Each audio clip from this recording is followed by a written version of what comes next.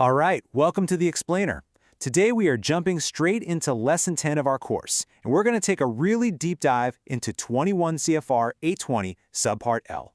But let's not look at these clauses 820.140 through 170 as just dry regulations. Instead, think of them as one continuous, incredibly high-stakes story.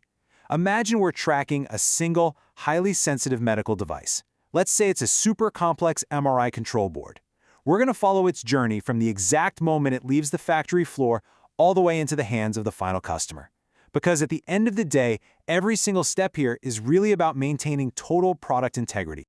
So here's our roadmap: handling, storage, distribution, installation, and returns. Let's dive right into this chronological map and track the 5 critical phases our device has to navigate under these clauses. First up, checkpoint 1, handling, and how we prevent mix-ups. Think about it. Right after a device, like our MRI control board, is processed, it is incredibly vulnerable. Our absolute core mission here is preventing mix-ups, damage, and contamination. This is where physical layout is a game changer. It has to specifically support a unidirectional material flow. Why? Because that guarantees finished products literally never cross paths with raw materials, which drastically cuts down your mix-up risk.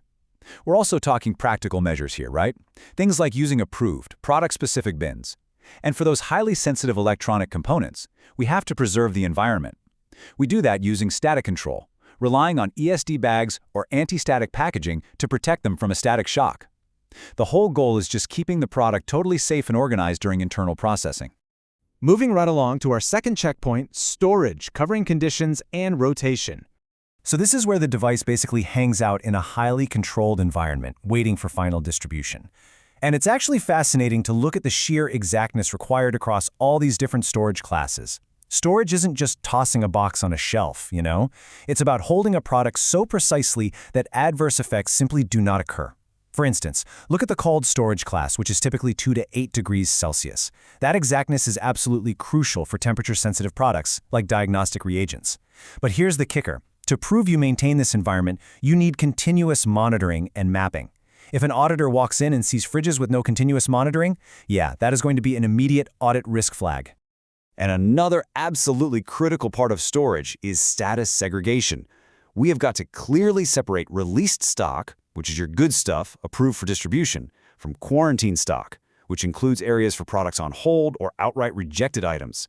You absolutely must segregate these statuses, both physically and systematically. By locking down access to only authorized personnel and keeping that rejected stock as far away from released product as possible, we ensure unapproved items never, ever slip into the active supply chain. Okay, so when it comes to active storage, the name of the game is enforcing FIFO. That's first expiring, first out. We can't just casually pull the closest box off the shelf. It's kind of like reaching for the milk at the back of the grocery store fridge, except here, ignoring FIFO isn't just bad grocery etiquette, it is a major citation risk. You have to check stock for shelf life, and the item expiring soonest literally has to be dispatched first. Luckily, this is often automated these days through ERP systems that manage picking, which guarantees expired stock never just languishes on your shelves. All right, checkpoint 3, distribution, which is literally your recall lifeline. Now, obviously, distribution only happens for products officially approved for release. But more importantly, the records you generate here mark what is arguably the highest stakes moment of the entire journey. They are your recall lifeline. I really want to highlight this massive audit risk flag: cannot identify first consignee.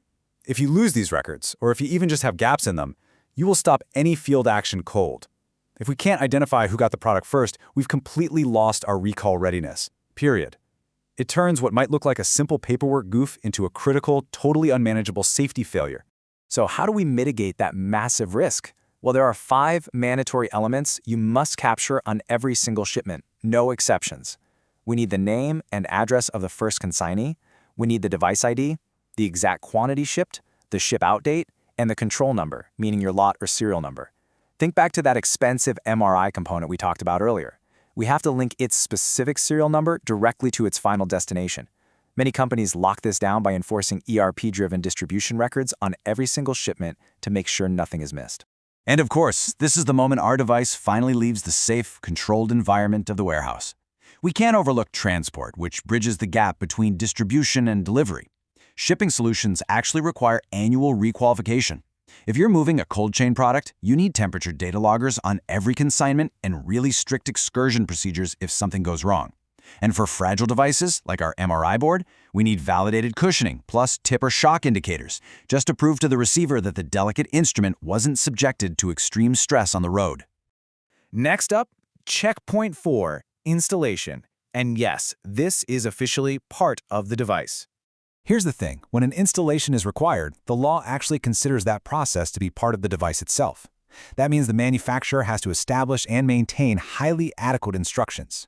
Qualified personnel, whether that's your own internal technicians or third-party installers acting on your behalf, have to execute rigorous test procedures right after install. And, crucially, they must capture the records of those inspection results. Believe it or not, missing installation records from customer sites is a super common audit citation. It's exactly why so many modern operations have shifted to using install record kiosks or mobile forms for their field techs. Finally, checkpoint 5, returns. Or, as I like to call it, the reverse journey. We absolutely have to account for reverse logistics, which kick in anytime a product is sent back from the field. Because a returned product might be contaminated or damaged, it has to instantly enter a strict quarantine hold. It can never, ever merge with clean, general stock without a fully documented evaluation. The process here is pretty straightforward, but incredibly strict.